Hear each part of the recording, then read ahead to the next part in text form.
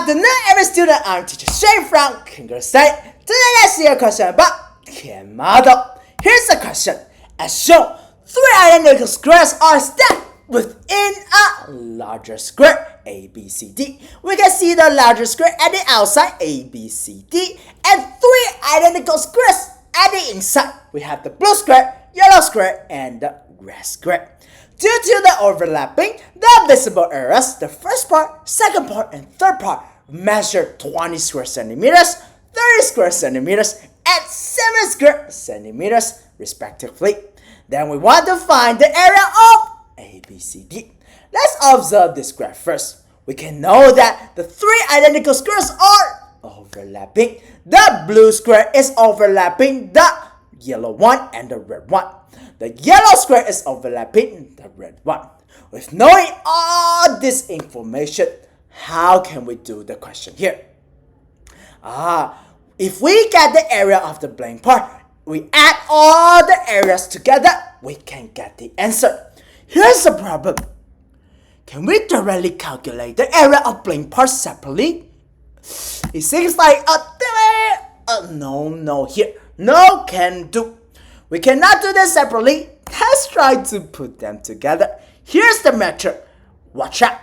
We can push the second area to the left and we can have a graph like this. Because the blue square is overlapping the yellow one and the yellow square is overlapping the red one. Now with this graph, can we calculate the area of the blank part? Before we get to this, let's observe the graph we have here. We know that on the left side, it is the graph before the movement. On the right side, it is the graph after the movement. Let's observe their differences. Let's see at the second part. Within the second part, what's changed? We can know that it is getting smaller. And with the third part, what changed? We can figure out that it is getting bigger. The part that is at the second region that is getting smaller and the part that is getting bigger in the third region, what is their relationship? Let's observe them together. They are actually the same. With this information, we can know that the total area of the second part and third part before and after do not change. They do not change, so we can get the total area by adding 13 and 7 together. Together, that is 20 square centimeters. With this information, let's observe the second part and the third part. With the second part and third part, we know that they are rectangles. Let's try now to find their relationship. We know that we are getting area in this question. Let's try to get the area of two of them. Let's observe the length first. It is actually the same because it is the side of the blue square. Now let's see at the width. What is the width? It is at here. With the width, it is also the same because we can use the side length of ABCD to minus the side length of the blue square to get the length and width. We know that they are the same. With this information, we can know that the width and length of the second part and third part are the same. With this information, we can know that the second part and third part, they are identical. If they're identical, their area respectively will be 10 square centimeters because we get the total area and split it in half. Now let's replace all the value we have in the question and the 10 square centimeters. We can have this graph. Now with this graph, with all the information, can we get the area of the blank part? Let's use the Tian model here. Let me explain to you what is a Tian model. Let's look at this example. What is the relationship between the areas of S1, S2, S3, and S4?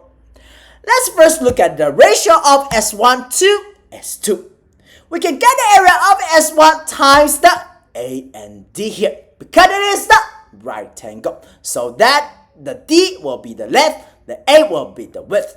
And we can get the area of S2 by timesing the A and C here. Let's write it down.